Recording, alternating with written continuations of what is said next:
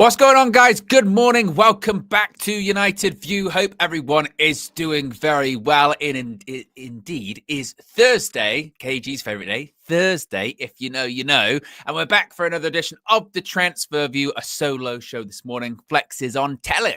He's on TV doing Sky Sports transfer updates.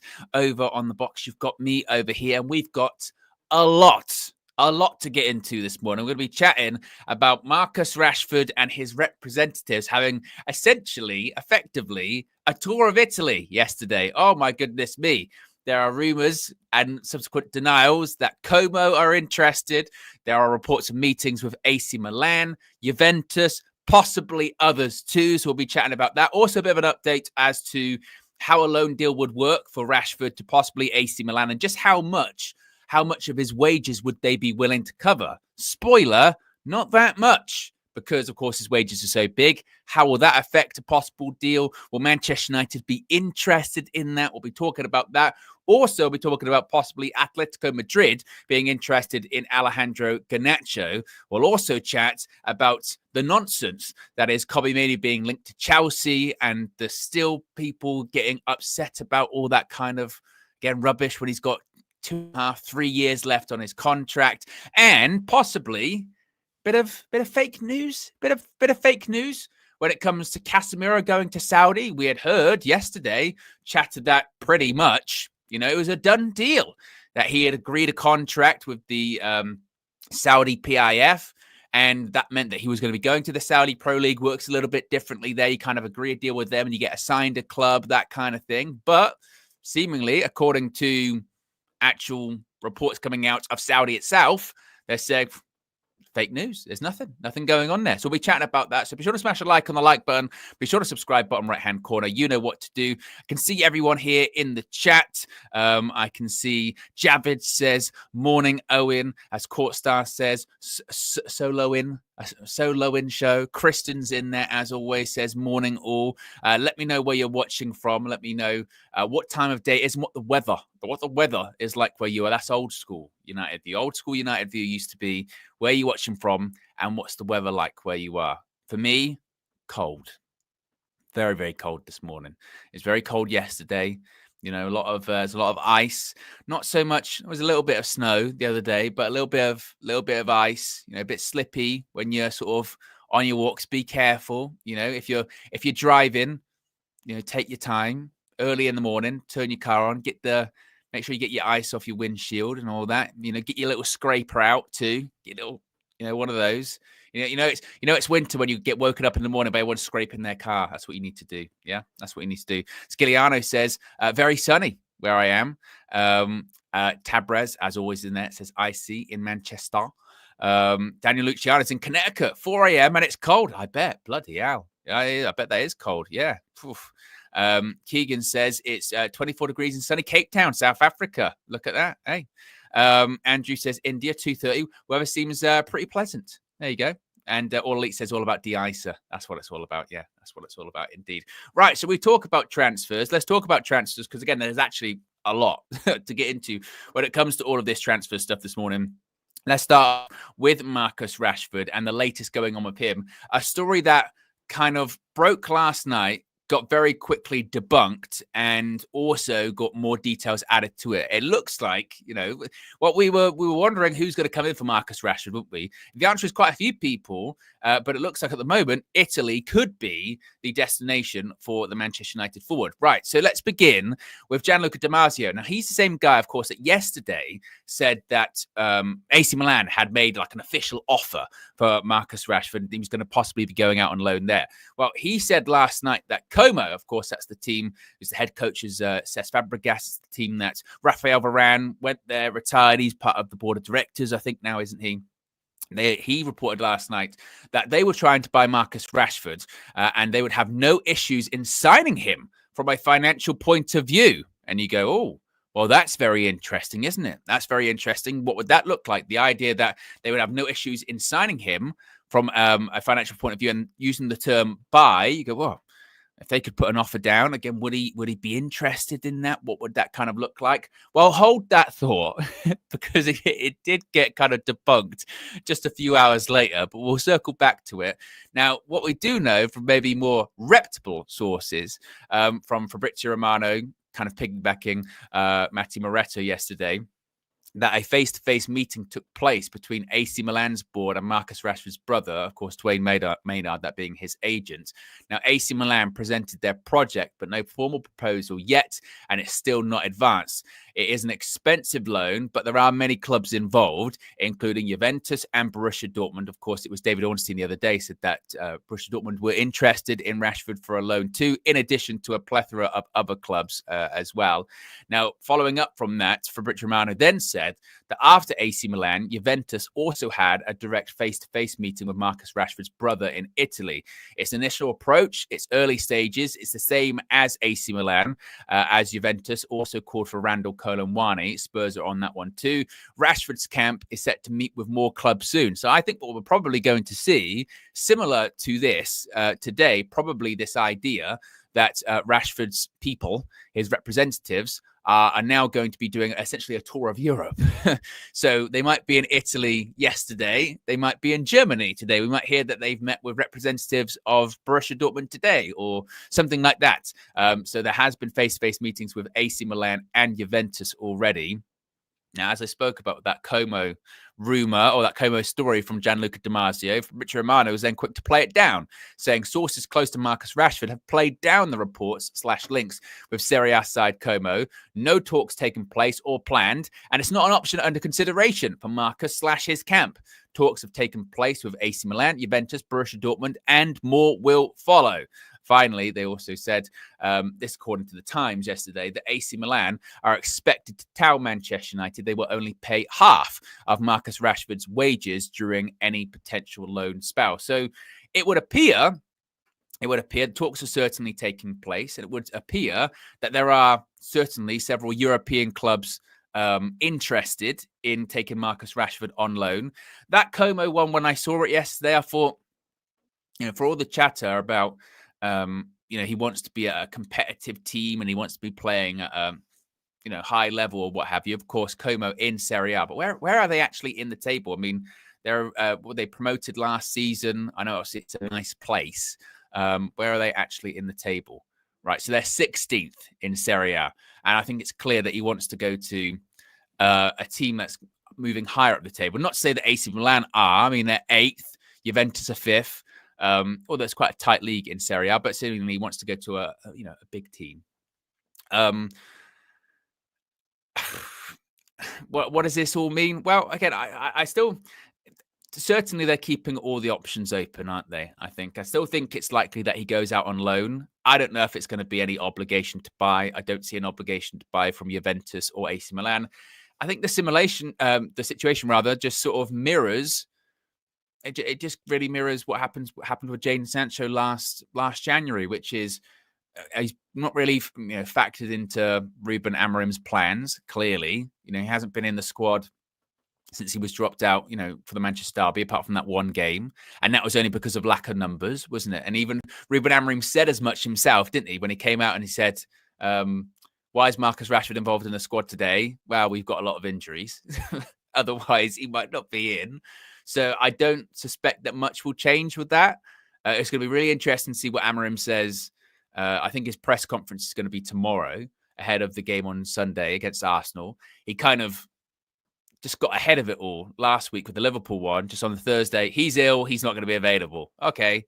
So I wonder if Rashford's still going to be ill this week and they're just going to kind of nip it in the bud, or they could do what sometimes does happen in transfer windows or transfer sagas when they go, are they going to be involved at the weekend? And they go, well, there's a lot going on with transfers. So until that's resolved, we're going to leave them out there. Their head's kind of elsewhere at the moment. The head's kind of elsewhere, focusing on this other stuff. So until that's resolved, we'll keep them out of the squad. So I think I don't think he'd be involved in the squad again this weekend against Arsenal. And a bit like Sancho last January, I do see a loan happening. I don't see it with an option or an obligation, because I think it's just a case of getting him playing so the value doesn't drop. I don't even know if there's an expectation of, if he goes to Juventus or if he goes to AC Milan or if he goes to Borussia Dortmund, that he's going to be completely on fire and he's going to be like a Rashford like he was 2 seasons ago. Because for me, that wasn't a fair reflection of his actual baseline level anyway. It was a purple patch. If he goes to AC Milan, naturally, I think a lot of people are going, well, it's going to be really interesting to see where and how much he features. They've got Rafael Leao on the left-hand side. Would he be playing somewhere else? Well, we've seen when you sort of shift Marcus Rashford elsewhere in the team, he's less effective than he is off the left. So how would that even work? With Juventus, once more, I mean, they're actively in the process. I mean, that's why the report came out earlier on this week, wasn't it, of Vlahovic. I think they're actively in the process of trying to reduce their wage bill. So would they bring in a Marcus Rashford, who would probably be one of the highest, if not the highest earning player, even with a subsidized loan? Would they be willing to do that? Maybe, again, that depends on outgoings too. So there's still a lot. There's still a lot of different, I think, moving parts there. But I still lean towards, I do think a loan now is going to happen. It seems more and more likely that this loan is going to happen, isn't it? If it's with Dortmund, I mean, I could see it happening from the point of, I could absolutely see him having a conversation with a Jadon Sancho. Hey, what's Dortmund like? Yeah, mate, go there. Last season, obviously, you saw where I was at last season. Go there. You will be out of sight, out of mind. Because this is the funny thing. This is the funny thing that happens with these kind of transfers. And it was like it with Sancho last season, wasn't it? Where, people don't, as much as they can pretend that they do, the majority of definitely fans in the UK, not so much for obviously fans across Europe. If you live in Germany, you'd be probably watching more Dortmund games than here in the UK. But what we would then see, you will just start to see highlights of Marcus Rashford. You won't see him every single week. And that's what happened with Jadon Sancho last season, wasn't it? Jadon Sancho went over to Germany, and then maybe for his first couple of games, maybe people watched it. People did watch alongs and all that. But as it went on, you would only see him, if he played in the Champions League, or you'd only see him if something happened, or, they'd score a goal, get an assist, and it would go on Twitter. And then suddenly people go, see, hold that, United in the mud. He's playing really, really well. And you go, are you watching him every single week? No. I'm only seeing him when a highlight comes on social media and using it to twist some kind of narrative. And that's what it will probably be. And it's funny because it's kind of the same even now with Sancho at Chelsea, isn't it? In the sense of you won't hear much from him for a few games. Then he'll get an assist or score a goal. See, hold that. And it's like, what? So I think it'll probably be the same for Rashford, but I think it'll be good. I think that the thing he needs is to get out of the Manchester United bubble. I just don't think the relationship works anymore. I do think it's run its course. I think it's ran its course probably about 18 months ago, to be really honest. And since then, I think it's just been kind of misstep after misstep, whether it be from a PR point of view, whether it be from an interview point of view, whether it be from obviously a performance point of view as well. So I think that, I think that a loan move's the best for him. And I think that's probably going to happen at this point. And I think it's certainly very interesting that what you've got now is his reps effectively doing a tour of Europe, really at the blessing of the club. I think it was it Darmesh yesterday? I think it was Darmesh yesterday morning from Sky said that Manchester United were very aware that Rashford's agents were in Italy talking to AC Milan, talking to Juventus, and possibly now talking to Dortmund, because that's what they want. They clearly he's not part of the plans, and clearly he's not part of Ruben Amorim's plans, and also Ineos have co-signed that too. So I think that loan move's going to happen. It's just a case of, is there going to be any options or obligations? Again, I lean towards no, because I think it's going to be similar to Sancho last season, where it's just, let's get him playing, keep his value either up here or maybe improve it, and then in the summer do something permanent. But in the summer, it's still going to be challenging in the sense of like it was challenging for Jadon Sancho this past summer, which was, okay, have an okay 6 months wherever you go. Let's say he goes to Serie A. Let's say he has an okay 6 months in Serie A. Cool. But then if he wanted to go back to either, the club in Serie A that he got loaned to or somewhere else in Europe that he got, that he would possibly be interested in going to, where do they find those finances? That was the same problem with Sancho this past summer, wasn't it? Of, Juventus might be interested, or could he go back to Dortmund? Well, he couldn't go back to Dortmund permanently. Why? They didn't have any money to sign him permanently. Okay. Juventus, remember Juventus were being linked to Sancho, £40 million. And it was like, well, they don't have £40 million. Oh, okay. And then you get to the end of the window and they end up going to Chelsea with a loan, 25 million obligation to buy, depending on when they finish in the table. So still, I think come the summer, if they want to move him to Europe permanently, there'll be a lot of ifs and buts, I think, there, depending on the business that those clubs can do, if they can raise funds, because United will still want to get a fair price. And a lot of Manchester United summer spending might be hinging on how much money they can get for Marcus Rashford, because it's pure profit. Look where we're likely going to finish in the league this season, unless we have a remarkable turnaround, which you never know. But you would probably think we're going to finish maybe bottom half, mid-table, out of the Champions League, 2 seasons running. Financially, we were up to the limit anyway. We're definitely going to be missing out on a lot of money because of where we finish and because what we're not achieving this season. So the budget will be tighter probably than ever, which will mean got to sell players and got to sell some homegrown players too, which of course Rashford will factor into both of those categories. So they'll look to get as much money as they possibly can, because that might be part of the bedrock of the summer rebuild and the Ruben Amorim war chest, or the war kitty, as KG would like to say. Whether or not that war kitty actually exists, time will tell. We got nearly 1,000 people watching, which is fantastic. We're already at 200 likes. So if you haven't already, click the like button. Be sure to subscribe, bottom right-hand corner. And also let me know in the chat, where do you think he's going to go? Where do you think Rashford is going to go now that he's had these, or his reps rather, have had these meetings in Italy? Do you think it's going to be a low move to AC Milan? Do you think it's going to be a low move to Juventus? Do you think it's going to be Dortmund? Do you think it could be somewhere else? Do you still think it could be somewhere that we haven't even spoken about at this point? Do you think it's going to be a surprise? Do you think he could stay?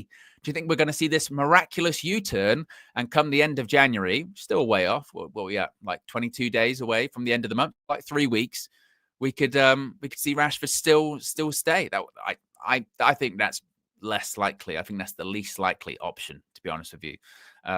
But we shall see. Simon says, I'm not bothered. I'm not bothered, really. To be fair, I've seen quite a few people say that. I mean, I mentioned it myself previously. I'm not really bothered on the sort of minutiae of it, about who wanted it more. This whole Rashford didn't want to leave. United put him up for sale, or no, Rashford wanted a new challenge. They wanted this, they wanted that. Yeah. I don't really care. Again, the relationship's over.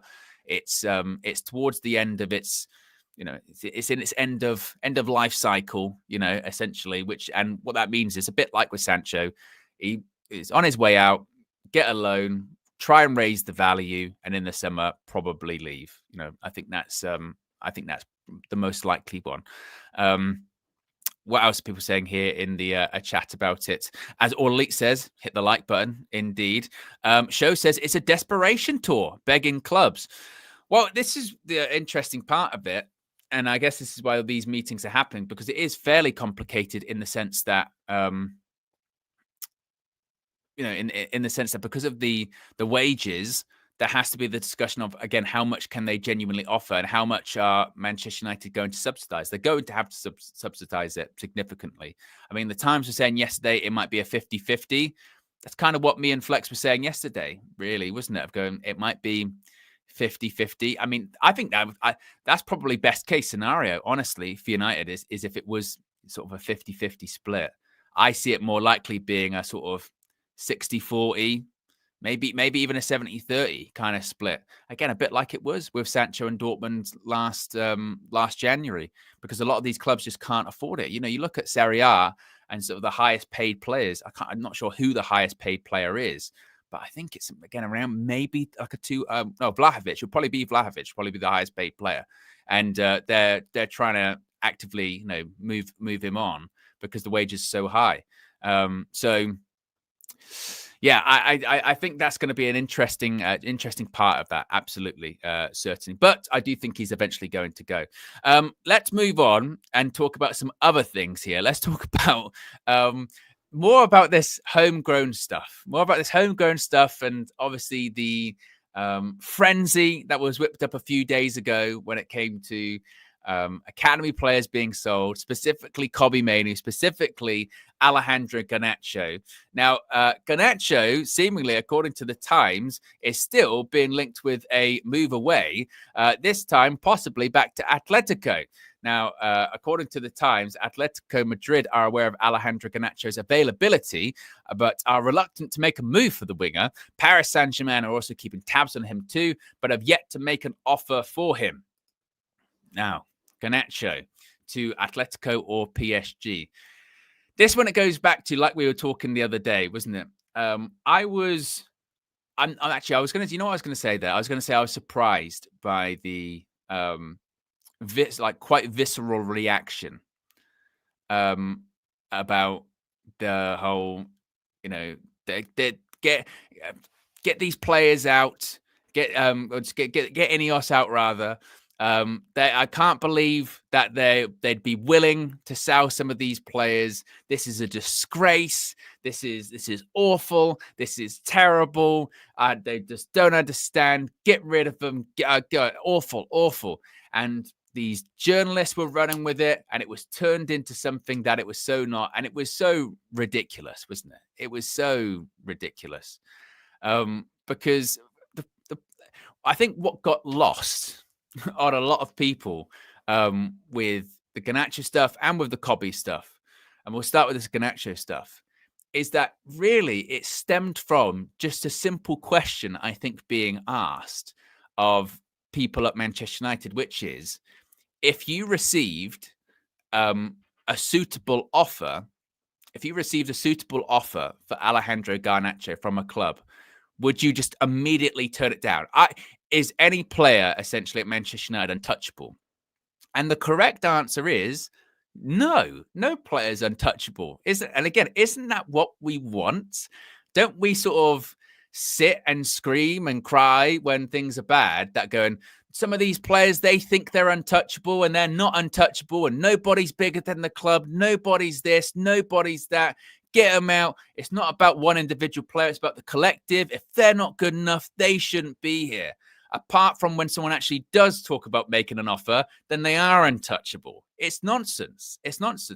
And really, again, it was so overblown because it was, well, if you put in a good offer, then of course they would consider it. If Atletico Madrid put in a bid for Alejandro Garnacho that was 60 million, 65 million, something like that, and you're going, well, that's pure profit, and that's how it's very difficult to turn down, isn't it? You go, well, yeah, I absolutely have to have a conversation. Have a conversation going, right? Are we happy with that? And who could we bring in with that money? And again, because of the rules, we have to remember as well, people like to talk about our history and this, that, and the other, but the rules of football's changed. Football has evolved. You might not like it as a fan. We might not. We might hate it.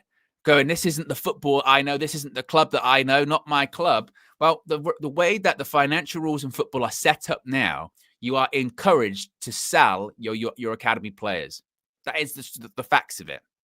If you're going to reshape your squad, if you're going to have effective squad management, if you want to have the overhaul that we always talk about, right? We want to overhaul. Everyone goes. Everyone goes. Everyone needs to go. They're not good enough.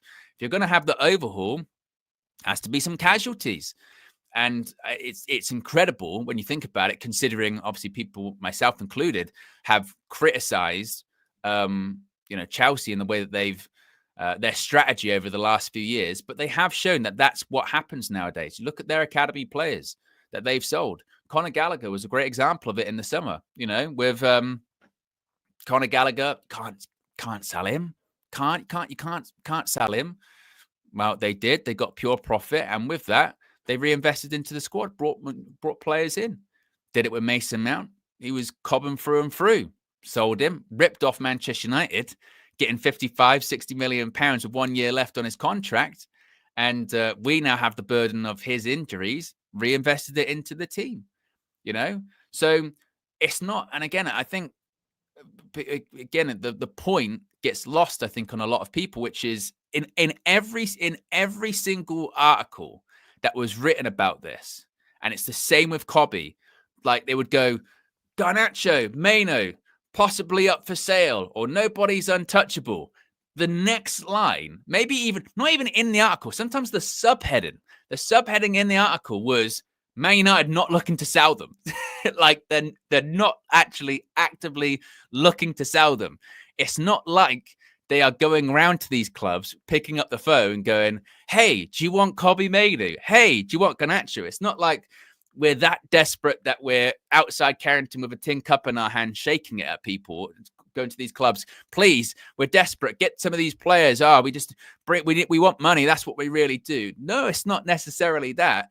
It was just the point of, which again is a very valid point. If someone made an offer that was too good to refuse, of course you would consider it. Why wouldn't you consider it?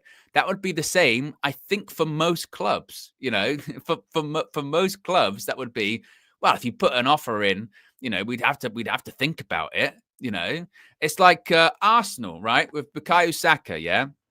Now, if someone put an offer in for Bukayo Saka that was, I don't know, 150 million pounds or something, they would go, fucking hell, that's a lot of money. Oh, if the right offer came in, homegrown, I don't know. It's difficult to turn down that one. Oh, wow. I don't know. That's essentially the story of everyone. And it's not even a Man United thing. It's a life thing. Everyone's got a price. In the day and age of FFP and PSR, nobody is untouchable. Nobody is untouchable. And that's the way it should be at Manchester United. How often for the last decade plus have we seen players that are untouchable?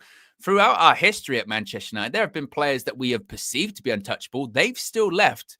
Manchester United carries on. You know, life goes on. There is not one player that is, particularly with this Man United team, bloody hell, that is indispensable, that we can't afford to lose them. We just know. And if someone wants to come in and pay a huge amount of money, then of course Manchester United would consider it. They might still not even accept it, but the idea that they wouldn't discuss it and have a conversation is ludicrous. And really, again, that's when it goes back to sort of media literacy. It's just one of those ones that, and we do this all the time, don't we? Where we go, well, here comes another transfer window. Here comes another transfer window. Be careful, guys. There's going to be a lot of stories about Manchester United, about bringing people in or selling people. Don't fall for it. And then literally the first sort of more outrageous one about, you know, United are considering selling Garnacho and Kobbie and Højlund. We all fell for it. Immediately. Fuck Ineos. I can't. They're ripping the soul out of the club, and you know, and it's not even necessarily defending Ineos, because I've been really critical of them recently because I don't think they're doing a good job. You know, they're not doing a good job. But to criticize them for this of in hypotheticals is just silly. It's silly. Criticize them for making the cuts to the club. Criticize them for taking the money out of the foundation or the charitable arm of the organization. Criticize them for loads of stuff. You can criticize them for the fact they've been in a year and we're worse. Criticize them for bringing in Dan Ashworth and firing him. Criticize them for extending Ten Hag's contract and then firing. Criticize them for that, but the criticism of hypothetically considering an offer which also doesn't exist because, you know, is nuts. Is really nuts. So yeah, I just didn't get that. I didn't get that. So it was very, very, very strange. Very, very strange stuff. But if someone did come in with a bid, for Atletico came in for Garnacho and it was a good offer, United would consider it. Of course they would. And I think there'll be some fans saying to take it and some fans saying not to take it. But we do have, I think, as a fan base, an affinity for players, whether or not we care to admit it, because this was the same this past summer too, wasn't it? Of every single time we sell a player, there is the narrative of, we'll live to regret this. We'll live to regret this. Okay, now every time Scott McTominay scores in Serie A, it turns into, see, so I shouldn't let him go. It was the same with Wan-Bissaka, wasn't it? So Wan-Bissaka, can't let him go. We can't. We'll live to regret not having Wan-Bissaka. Or bloody hell, someone mentions it there. Martial, he got Player of the Month in the Greek Super League, and it was, see, shouldn't have let Martial go. We don't, as much as we criticize the club for not selling players very well, we also don't like it when they do sell players because if they go elsewhere and they do okay, we're like, we missed out. We missed out on that player. And it's like, is it really? Is it? I'm not sure. So that's the Garnacho part of it. We've got over 1,100 people watching, close to 1,200. We're at 305 likes. If you haven't already, click the like button. Let's see if we can get to 400, 500 likes this morning. Let's keep it moving as well. And talk about this, the other part of it, the Kobbie part of this, which was again from the Times saying Kobbie Mainoo is of interest, guys. He's of interest to Chelsea, who are ready to make a move for the 19-year-old as early as this month. Yes, this month, if they receive encouragement from the player. I wish I had. You know what I need? I need a bullshit button on my soundboard. You know that there was the clip of Carl Pilkington in, I think it was Idiot Abroad, when he's bullshit man and he goes bullshit.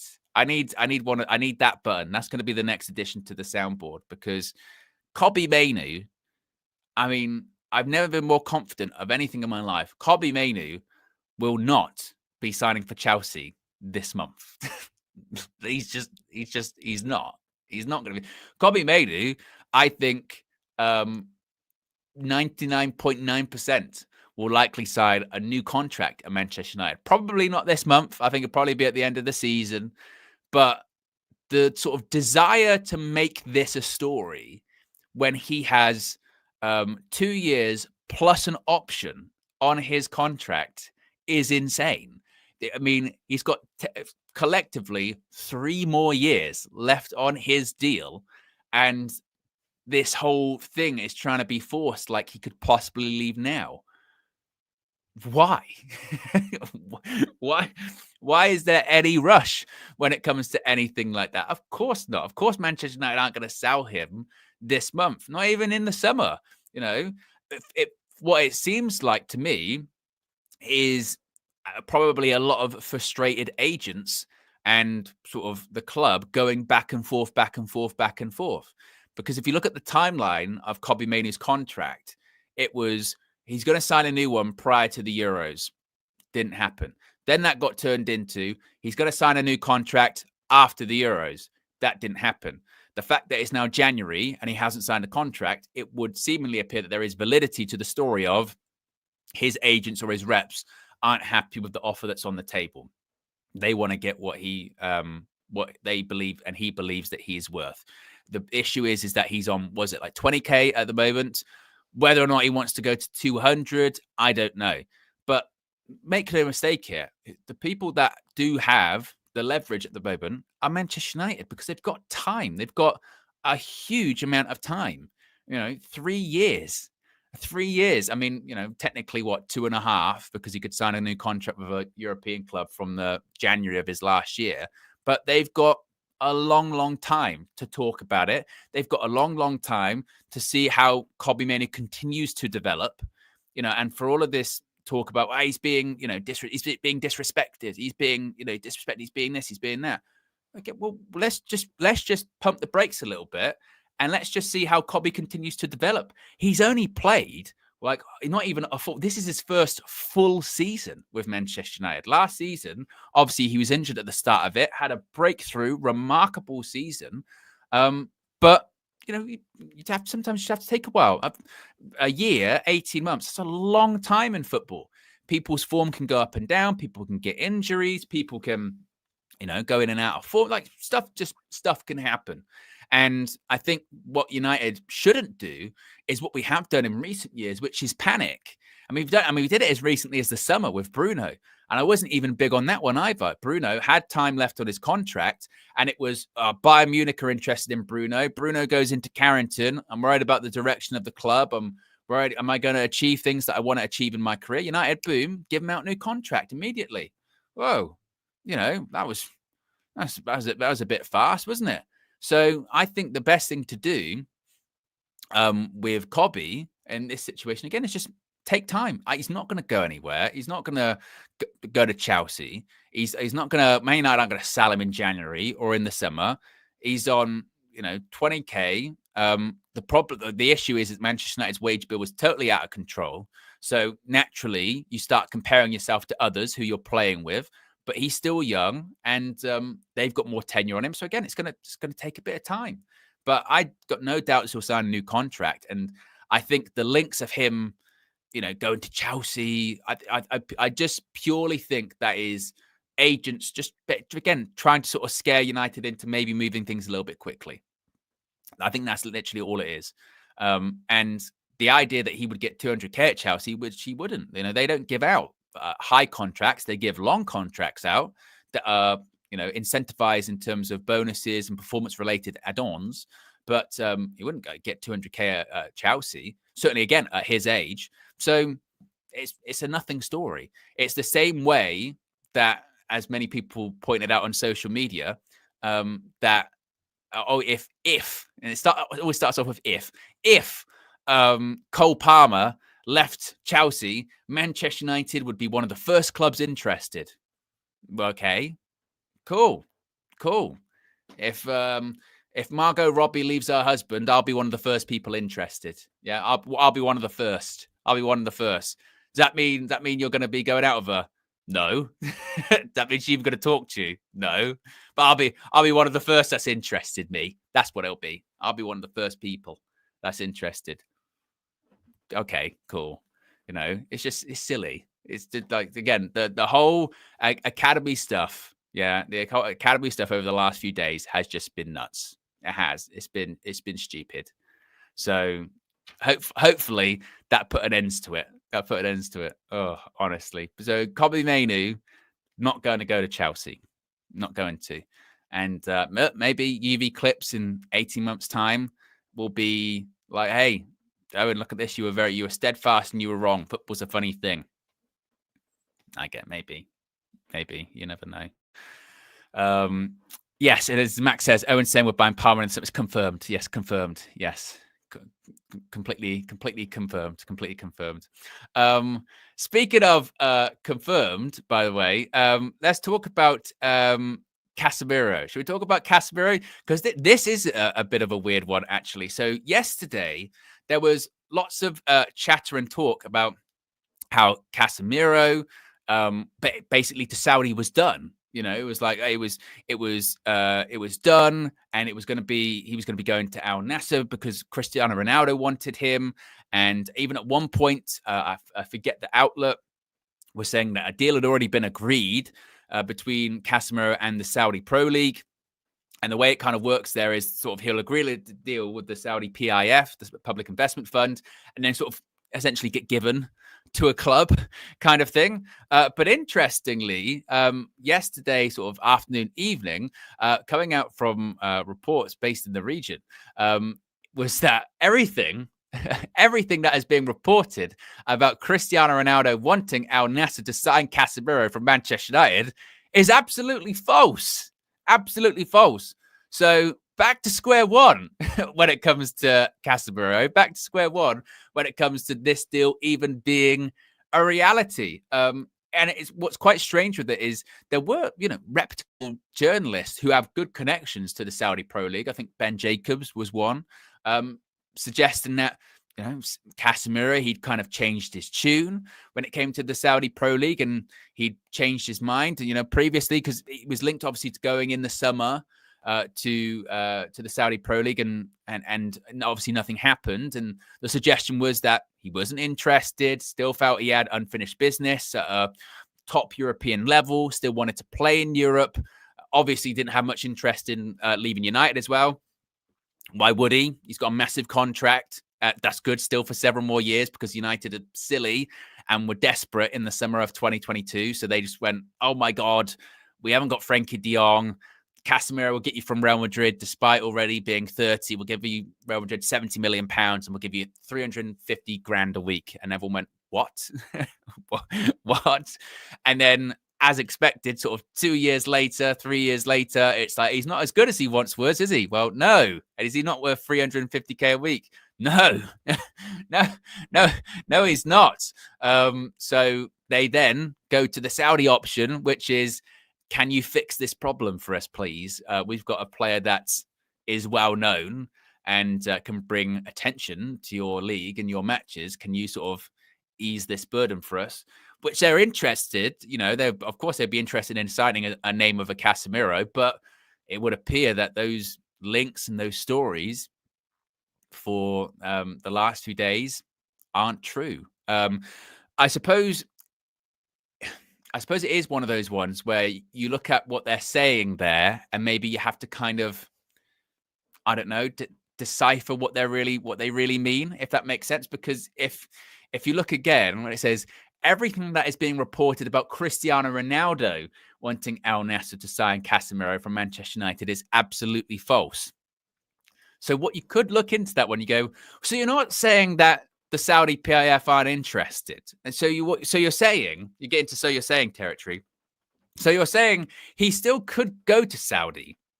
So you're saying that you're not ruling out that possibly he has had talks with clubs in Saudi. You're just saying the Ronaldo element to the story isn't true. All you're saying is Cristiano Ronaldo hasn't gone. It's absolutely false that Cristiano Ronaldo has gone to Al Nassr and has gone, sign Casemiro. You should go get Casemiro. So, and maybe that's just pure hopium. Maybe that's just pure sort of copium on my part, that I'm just trying to sort of will that one to happen, just to still happen kind of thing. Going, well, they didn't say no. They just said the Ronaldo part of it's false. That's the only bit they said. So maybe that's the difference. I'm not sure. If United could get Casemiro off the books in January, that would be a massive W for him. It would. So they tried it in the summer, no takers. Getting him off the wage bill would be, look, there's clearly been a desire, or there still is a desire, to get a lot of people off the highest earners out of Manchester United. Rashford's actively being shopped around, doing, his reps, having meetings with people in Europe, and could probably go in the summer. Casemiro, highest earner at Manchester United, actively trying to get him out of the club. He's not even being featured as much anymore. He's largely on the bench, comes on a couple of times. That's about it. In the summer, Varane, they let his contract expire. Martial, let his contract expire. Season before, David De Gea, let his contract expire. These were all the highest earners at United. Clearly, they're trying to get that wage bill down, or have it more, reflect value, I think. So Casemiro is going to be one of those names that they're still trying to sell. But the thing is, the only people that could theoretically afford that deal or afford his contract would be the Saudi Pro League. And again, that's what's mad about Manchester United, isn't it? No one across Europe would give Casemiro the contract that he's on. Even when we signed him back in 2022, nobody would do that kind of deal. It's still in terms of the finances involved, it is one of the sort of stupidest deals. Player over 30, £70 million, over 300k a week. Again, just out of sheer sort of desperation. It is just insane. Insane contract. And again, that's why I pushed back in the summer with that Bruno one of going, you knew it was going to be divisive because they gave, was it Bruno 300k a week? As long as you keep giving out those 300K a week contracts, how are you going to unpick the sins of the past, right? It's all, and I think, and that's what kind of hurts it with the Kobbie Mainoo discussion, isn't it? Of going, he wants to go from 20 to 200K, which I don't think he should. And it's not to say that Kobbie's the same as Bruno yet in terms of obviously age, stature, what have you, but it's still a case of going. But you get Bruno like 300K in the summer. That's a lot. And that's when I go back to with Ineos. They have made a lot of mistakes in the last year. This idea, was it the argument we were having? I think it was with KG the other day, and talking about Ineos and going, but they don't get a blind pass. They can't get a blind pass. They have made some, over the course of the last 12 months. Yes, they're having to deal and unpick with a lot of shitness that of other people have put Manchester United in. But let's not also forget that they have been in control for a year. They have actively made decisions, and they've also made mistakes. They've made massive mistakes. So part of it is, yes, they're dealing with sins of the past. Yes, they're having to try and clean up other people's messes. I don't think when people talk about the criticisms of Ineos, I don't think they're not focusing on that. I think a lot of people are focusing on what Ineos have done, what Ineos have put in place, and if we're reaping the benefits of that. Not so much the things that they weren't here for, or not so much the things that they can't, it's difficult for them to fix. For instance, that's why in the summer, when they were trying to move players on and it was difficult to move certain players on, that's why I didn't really begrudge them that much of, so let's say trying to sell Casemiro, or trying to sell Harry Maguire, or trying to sell whoever, and it was difficult. Again, I didn't blame them too much for that, because that wasn't their problem that they put themselves in, right? Was it? That was John Murto, that was Richard Arnold, that was Ed Woodward, that was other people, and they were trying to fix that. And you go, well, that's going to be difficult. I'll give them a bit of a pass for that one. What you can't give them a pass for is decisions that they have made, or things they've put in place that haven't worked, whether it be obviously triggering the extension of a Ten Hag's contract, or whether it be the Dan Ashworth situation, whether it be just the on-pitch performance with the chaos off of it, the cuts. Again, there's lots. There's lots of things to criticize them for, and I think, and justifiably so. It doesn't just get a pass. So I think that's the part of it where they're absolutely right to be criticised. Love Rain with the super chat says, Owen, if Ineos brings in Nuno Mendes in this window, what do you think of Dalot going back to right back? Do you think we're better with him or Mazraoui? Well, at right wing back. Well, the interesting one with Nuno Mendes, isn't it, is that we keep seeing sort of different stories with that. One day you hear Manchester United are really interested. Manchester United are really keen to get Nuno Mendes in, and they're interested and they're thinking about it, and he could still leave in January. And then, wasn't it yesterday? I think it was going, no, there's nothing really in that Nuno Mendes story. There's nothing really happening there, and they're not really going to do the deal. And I don't know. I mean, all of the chatter at the moment about United in this sort of January window, I mean, I know it's only 9 days in. There is still time. But most of the chatter is about outgoings. And you get the impression that until, a Rashford leaves on loan, let's see if Casemiro does actually get moved on. There was stuff yesterday, wasn't there, talking about Christian Eriksen. He could go in the January window. Of course, he's got 6 months left in his contract. You get the impression that until those guys leave, anything that actually incoming isn't going to happen, which is really concerning. Because I still say that, we could get the chat about a striker, whether that's going to happen. I don't know. I didn't really buy into the Osimhen stuff when it was, bigger a couple of days ago. There's still time, so anything can happen. But I think if we were going to do business in the January window, I still think it would probably be loans of like a left wing back loan just to get to the end of the season, just so we've got another option there. And if there's like a actual proper right wing back available on loan, maybe they would go with that. I think if you ask Ruben Amorim, if you ask Ruben Amorim, two positions, I think he'd probably go, get me two wing backs, get me a left wing back, get me a right wing back, a proper one. And then we've actually got options there, because they're so critical to that system. And I don't think that we'd be able to get the sort of striker that we're looking for again, unless it's a loan until the summer window. So I think it's just going to be a lot of patchwork. I think the patchwork, but I don't think any incoming is potentially going to happen until Rashford goes or Casemiro goes, or some people start to move out so they can free up some finances to make those deals happen. But there is still plenty of time for that to happen. So we shall see. Now, I did just see out of the corner of my eye, whilst I was chatting this morning, that most likely today, seemingly, we're going to be getting an announcement regarding a new contract for Amad Diallo. Yes. We had heard yesterday that, we heard, I think it was last week, wasn't it? Last week, we had heard that Amad was going to agree a new contract. I mean, Ruben Amorim had said as much, that a new deal was effectively done. We had then heard yesterday from Fabrizio Romano that it was going to be valid until 2030, no option year. And there had actually been two big European clubs, didn't say who it was, but said two big European clubs had kind of reached out to Amad as recently as in this January transfer window to see if there was any potential of joining him at the end of this his contract. No, he wants to stay at Manchester United.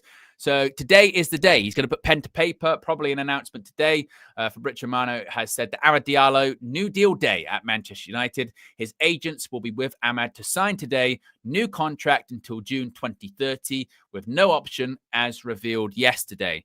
Now, as far as the finances involved in that, don't know. I mean, how much is Amad actually on at the moment? Can't be a lot. We're going to the greatest website in the world, which is, of course, Capology. It's the greatest website in the world, isn't it? How much is Amad on? As we scroll down, Amad's on 28k a week. So what do we think he gets bumped up to? It's not going to be a lot, I don't think. 28k to what, maybe like, I know, max would be like 100, wouldn't it? Max. And even that, I think, would be maybe on the higher side of things. I think he gets bumped up to maybe like, I don't know, 80, around sort of 80-ish should be where it should be, between 80 and 100, maybe. But I mean, it had to be fair, 100 probably a bit much. I'd say about 80. About 80. 80, I think, is the sort of right place for that. And then that's when, again, you look at a Kobbie Mainoo and you go, hey, see, he's on 28, sign a new long-term deal, go from 20 to sort of around that sort of 100 mark of sort of 80 with performance-related add-ons, that kind of bit. And then you've got who's already now Amad, sort of a sort of key player, isn't he, for us, or becoming a key player, locked in until 2030, so 5-year deal on less than 100k. That's the way that a club should operate, isn't it? You've got young players who are an important part of the team. Their wages aren't massively high, and they're locked in for the long term. It's how it should work. It shouldn't be, all right, how old are you? Well, I'm in early 20s, and I've just sort of broken into the side. I'm going to get a new contract now. All right, 300k a week it is for you. Don't need that. Annie says, how much is Rasmus on? Højlund's only on like 85k, according to Capology. So again, I think around that sort of 80 mark, I think that's probably something around that number. I think would probably be the best thing. But again, we shall see. We shall see if we get any more details on that. And of course, we shall see when an announcement is made by Manchester United. Once it is, of course, we will talk about it here on the channel. So there you go, guys. That is the transfer view for you this morning. Be sure to smash the like on the like button. Be sure to subscribe, bottom right-hand corner. What's on tap for the remainder of the day? Well, I'll tell you. It's a big weekend because, of course, it is match day on Sunday. It is Arsenal versus Manchester United. Perfect timing right there. I'll be live at 1 p.m. on Sunday because kickoff's at 3. But before then, we're going to have a lot of previews, a lot of crossovers with AFTV. It was a big week, wasn't it, with them? I saw Robbie outside the Emirates getting very heated with people, which was always fun. So Flex will be doing a preview of him. I'm sure KG will be doing something as well. We'll have all of the collabs, all of the crossover previewing the game in the FA Cup. and we'll go from there. So again, stay tuned for that. Be sure to subscribe, click the notification bell. You'll be notified if a new video goes up, or if we go live for an emergency stream with anything that happens transfer wise, because it is the January transfer window, so anything is possible indeed. As I mentioned, Friday, tomorrow, we'll be back, morning show, transfer view, Flex and myself, plus the Trinity. And then, of course, we'll have previews and stuff like that as well. So big up. Appreciate everyone for watching and tuning in. And I'll speak to you again very soon. I'm out of here. Peace.